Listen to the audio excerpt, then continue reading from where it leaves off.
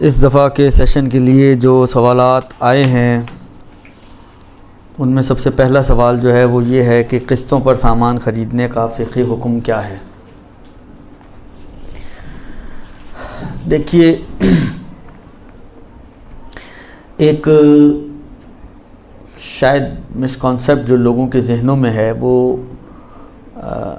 اس حوالے سے ہے کہ لوگ شاید یہ سمجھتے ہیں، شاید واللہ عالم، کہ نفع کمانا شریعت میں جائز نہیں ہے۔ اچھا، اس سمجھنے کی وجہ جو میں یہ کہہ رہا ہوں کہ شاید لوگ یہ سمجھتے ہیں، اس کی ایک خاص وجہ ہے، اور وجہ یہ ہے کہ جب ان کو وہ بینکنگ کے مسائل کی بات آتی ہے اور یا قرضے پہ سودی قرضے کی بات آتی ہے تو اس میں جب طریقے بتاتے ہیں ان کو کہ آپ یوں کی بجائے یوں کر لیں، یوں کی بجائے یوں کر لیں، کہتے ہیں یار یہ بھی تو وہی بات ہو گئی، اس میں بھی تو آپ کو وہی 10 روپے جو اس طرح مل رہے تھے وہی 10 روپے آپ نے اس طرح کما لیے۔ تو اس سے ایسے لگتا ہے جیسے وہ سمجھتے ہیں کہ 10 روپے کمانا جو ہے وہ حرام ہے، تبھی وہ کہتے ہیں کہ اس طرح بھی 10 روپے کمائے، اس طرح بھی 10 روپے کمائے، آپ وہ کیسے حرام ہو گیا اور یہ کیسے حلال ہو گیا؟ جبکہ ایسا نہیں ہے۔ قرآن یا روایات یا اللہ اور رسول اور اہل بیت علیہم السلام آپ کی کمائی کے مخالف نہیں ہیں، وہ جس چیز کے مخالف ہیں وہ سود کے مخالف ہیں۔ ربا، احل اللہ البیع وحرم الربا، جس اللہ نے ربا کو حرام کیا ہے اسی اللہ نے بیع اور کاروبار کو اور خرید و فروخت کو حلال بنایا ہے۔ شریعت یہ نہیں چاہتی کہ آپ حرام طریقے سے کمائیں، شریعت یہ چاہتی ہے کہ آپ حلال طریقے سے کمائیں۔ اس کا مطلب یہ ہے کہ کمانے کی منکر نہیں ہے شریعت، کمائے گا نہیں تو انسان کی زندگی کیسے گزرے گی؟ تو کمانا تو انسان کی زندگی گزارنے کے لیے اور ترقی کرنے کے لیے اور آگے بڑھنے کے لیے بہرحال ضروری ہے۔ بس جو چیز اسلام کی نگاہ میں قابل قبول نہیں ہے وہ اصل کمائی نہیں ہے، وہ روش کمائی، اس میں بحث کرتا ہے اسلام کہ کس روش کو، کس طریقے کو قبول کرتا ہے، کس طریقے اور روش کو قبول نہیں کرتا، یہ جاننے کی ضرورت ہے۔ اور پھر اسلام کہتا ہے کہ جب تمہیں پتہ چل گیا کہ یہ طریقہ حلال ہے اور یہ طریقہ حرام ہے تو حرام سے بچاؤ، حلال طریقے سے کماؤ، جتنا مرضی کماؤ۔ اسی لیے شاید یہ سن کر آپ کو تعجب ہوگا، کیونکہ جو سنتا ہے اس کو واقعاً تعجب ہوتا ہے کہ اسلام میں پروفٹ ریٹ کوئی معین نہیں ہے۔ یہ چیز میری 100 روپے کی ہے، آپ 10,000 کی بیچنا چاہیں، اگر کوئی مل جائے خریدار تو بالفرض۔ دیکھیں مسئلہ کیا ہوتا ہے، ہوتا یہ ہے کہ مثلا فرض کریں اگر آپ مارکیٹ میں چیز لے کے بیٹھے ہوئے ہیں، کچھ ایسے لوگ ہوتے ہیں جو سست قسم کے لوگ ہوتے ہیں میری طرح، کہ وہ ایک ہی دکان پہ جاتے ہیں، پوچھتے ہیں، چیز لیتے ہیں، واپس آ جاتے ہیں۔ لیکن ماشاءاللہ آپ کی طرح کے جو باہنر لوگ ہوتے ہیں وہ پہلے تو پورا بازار کھنگالتے ہیں، درست، اس کے بعد جو سب سے کم پیسے دے رہا ہوتا ہے اس کے پاس جا کے جھوٹ بولتے ہیں کہ جی وہ دوسرا تو اس سے بھی کم میں دے رہا ہے، اور پھر اس کو جتنا پریشرائز کر سکتے ہیں، ان کا بس چلے تو مفت میں چیز لے کر آئیں، لیکن وہ بس نہیں چلتا لہذا کچھ پیسے دے کر چیز لے کر آ جاتے ہیں۔ تو کہنے کا مقصد یہ ہے کہ جب آپ مارکیٹ میں بیٹھے ہوئے ہیں تو نارملی جو نارمل ریٹ چل رہا ہے مارکیٹ میں، کون ملے گا آپ کو کہ جو اس سے زیادہ پہ لے گا؟ جبکہ آپ کی ساتھ والی دکان والا، مثلا فرض جیسے موبائل مارکیٹ، کوئی ایک دکان تو نہیں آپ کو، یار ایک ہی دکان تھی مجھے تو پتہ ہی نہیں مارکیٹ کیا چل رہی تھی، وہ 100 دکانیں ایک ساتھ، آپ ایک سے نکلیں دوسرے، ہر کوئی آپ کو کھینچ رہا ہوتا ہے۔ تو جہاں مارکیٹ ہو کسی چیز کی، وہاں پر مثلا فرض کریں اگر ایک چیز یہ 100 روپے کی ہے تو کون ہے جو 125 کی لے کر آئے گا؟ 25 روپے بھی زیادہ نہیں دے گا، خاص طور پہ ایسا شخص جو مارکیٹ دیکھ کر لینے کا عادی ہو، درست؟ تو وہ پھر آٹومیٹکلی آپ باؤنڈ ہو جاتے ہیں کہ 100 کی چیز کو 100 ہی میں بیچیں، ورنہ کوئی بکے گی نہیں وہ چیز آپ کی، پوری مارکیٹ خالی ہو جائے گی، مگر آپ کی چیز ہاں خالی ہونے کے بعد شاید بک جائے، لیکن اس سے پہلے تو کم سے کم وہ چیز آپ کی نہیں بکے گی۔ تو یہ جو آپ ایک پروفٹ کی مقدار کو معین کر کے لے رہے ہوتے ہیں، یہ نارملی مارکیٹ ٹرینڈ کی وجہ سے ہوتا ہے، ورنہ شریعت نے آپ کو کوئی لمیٹیشنز نہیں دی ہیں۔ آپ 100 کی چیز کو 10,000 میں بیچنا چاہیں بیچیں، آپ 1000% اس کے اوپر پروفٹ لینا چاہیں آپ 1000% پروفٹ لے لیں، کوئی حرج نہیں ہے. ورنہ اگر فرض کریں کہ شریعت نے کوئی چیز معین کی ہو، مثلا فرض کریں 25 سال پہلے آپ نے کوئی پلاٹ لیا تھا لاکھ روپے کا، آج وہی پلاٹ کروڑ روپے کا ہو گیا مثلا، تو آپ کے لیے بیچنا جائز ہوتا مگر کروڑ روپے میں. اگر فرض کریں شریعت، مثلا اب یہ سمجھانے کے لیے عرض کر رہا ہوں، فرض کریں شریعت کہتی ہے جی 10% سے زیادہ آپ پروفٹ نہیں لے سکتے،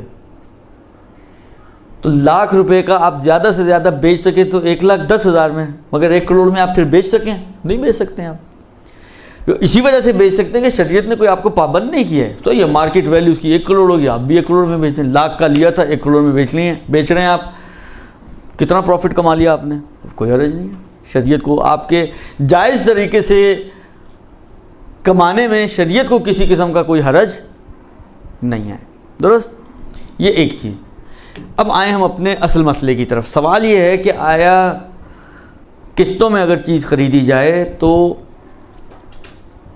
اس کے احکام کیا ہیں؟ یہ جو سوال ہے یہ پیدا یہیں سے ہوتا ہے کہ مثلا فرض کریں یہ چیز 1000 روپے کی ہے، میں آپ کو کہتا ہوں کہ صحیح ہے اگر آپ 1000 روپے کی قسطوں میں لیں گے تو یہ آپ کو مثلا آپ نے کہا جی 1000 روپے تو میرے پاس نہیں، میں تو 100 روپے مہینہ دے سکتی ہوں. تو ٹھیک ہے 100 روپے مہینہ دے دو، لیکن پھر میں 1000 کی نہیں 1500 کی آپ کو بیچوں گا. تو لوگوں کے ذہنوں میں یہ آتا ہے کہ شاید یہ سود ہے، یہ 500 روپے جو میں ایکسٹرا لے رہا ہوں یہ سود لے رہا ہوں، جبکہ ایسا نہیں ہے. یہ میں مدت کے مقابل میں نہیں لے رہا ہوں.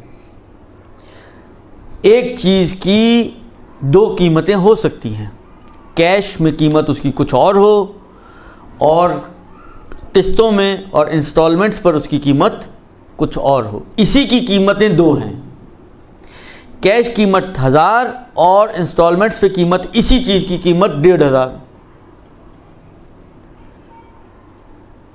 تو جب ایک چیز 1500 کی ہے اور میں آپ کو 1500 ہی کی بیچ رہا ہوں اور آپ مجھے قسطوں میں اس کے 1500 دے رہے ہیں تو کیا مشکل ہے اس میں؟ کون سا سود لازم آیا؟ کوئی سود لازم نہیں. آپ نے ایک خرید و فروخت کی ہے نا، احل اللہ البیع، خرید و فروخت کو خدا نے حلال کیا ہے. اسی لیے وہ فقہا جو جہاں پر بینک میں سود وود والی کہانیاں آتی ہیں اس کو شفٹ کرتے ہیں کسی ایسے ٹائٹل کی طرف کہ وہ بجائے اس کے، کیونکہ دیکھیں قرضہ اگر آپ لیں یا دیں اور اس پر ایکسٹرا لیں یا دیں تو یہ سود ہے. درست؟ قرضے پہ لینا دینا اور ایکسٹرا لینا دینا یہ سود ہے. لیکن اگر آپ قرضے کی بجائے اس کی شکل بدل دیں، جس طرح آج کل میں مثال دوں آپ کو، مثلا یہ جو اسلامک بینکنگ چل رہی ہے انہوں نے کیا کیا ہے؟ آپ کے خیال میں انہوں نے پورا نظام چینج کیا، کوئی انقلاب لے کر آئے؟ کچھ نہیں کیا انہوں نے. صرف جو پہلے آپ کا ایگریمنٹ، لون ایگریمنٹ بنتا تھا، اس کو انہوں نے لون سے نکال کر جو شرعی ٹائٹلز ہیں، مضاربہ، مشارکہ، اجارہ، ہبہ، اس کے اندر چینج کر دیا ہے. مثلا مجھے یہ موبائل لینا ہے، آپ نے کہا جی میرے پاس تو پیسے نہیں ہیں پہ موبائل لینے کے. میں کہا چلو میں کسی سے ادھار لے لیتا ہوں. میں گیا جناب، مثلا فرض کر میں آپ کے پاس آئے، جی مجھے اس کا 1000 روپے کا موبائل لینا ہے تو مجھے 1000 روپے قرضہ چاہیے. آپ نے کہا ٹھیک ہے میں 1000 روپے قرضہ آپ کو دے دیتا ہوں، لیکن لوں گا 1100 روپے واپس. 1000 روپے قرضہ دے کر واپس 1100 لے رہا ہے، یہ ہے سود. لیکن اگر وہ یہ کہے کہ ٹھیک ہے آپ کو مثلا فرض کریں موبائل چاہیے، میں خریدتا ہوں موبائل، آپ کو لون نہیں دے رہا ہوں. غور کریں آپ، لوگ کہتے ہیں یار یہ کیا بات ہوئی، تو آپ نے مثلا یہی ساری بات ہوتی ہے، کہانی یہی ہوتی ہے ساری، کہ شریعت کے رنگ پر اگر آپ چلیں گے تو شریعت والا ہی طریقہ اپنائیں گے نا. تو شریعت آپ کو ایک طریقہ بتا رہی ہے. میں نے کہا ٹھیک ہے مجھے یہ لینا ہے، پیسے نہیں ہیں. آپ نے کہا ٹھیک ہے کوئی بات نہیں، میں آپ کو خرید کے دیتا ہوں، خریدوں گا میں، پھر میں بعد میں آپ کو بیچوں گا. آپ قسطوں میں دے سکتے ہو، وہی والی بات، میں 1000 روپے کا خرید کے آپ کو 1500 کا بیچوں گا، 100 روپیہ مہینہ آپ مجھے دے دینا. یا یہ ہوتا ہے، یا جو ڈاؤن پیمنٹ والا سسٹم ہوتا ہے جس میں مثلا آپ نے کچھ پیمنٹ پہلے کی ہے. مثلا فرض کریں آپ نے کہا یار میرے پاس 1000 کا موبائل ہے، میرے پاس تو 1000 نہیں، میرے پاس تو مثلا فرض کریں حالات سے 500 روپے ہیں، تو 500 آپ مجھے قرضہ دے دو. میں نے کہا ٹھیک ہے میں 500 قرضہ نہیں دیتا ہوں، میں اور آپ مل کر 500 ڈالتے ہیں اور یہ موبائل پارٹنرشپ میں خریدتے ہیں. پھر جو میرا شیئر ہے جو 500 کا، اس میں میرا شیئر ہے، اس میں 50%، وہ میں اپنا شیئر آپ کو 500 کی بجائے مثلا 700 کا قسطوں میں بیچ دوں گا. 700 آپ مجھے قسطیں دیں گی کیا ہوگا نتیجہ اینڈ پہ؟ یہ موبائل آپ کا ہو جائے گا. یہی چاہتی تھی نا آپ، موبائل خریدنا چاہتی تھی، موبائل آپ کو مل گیا.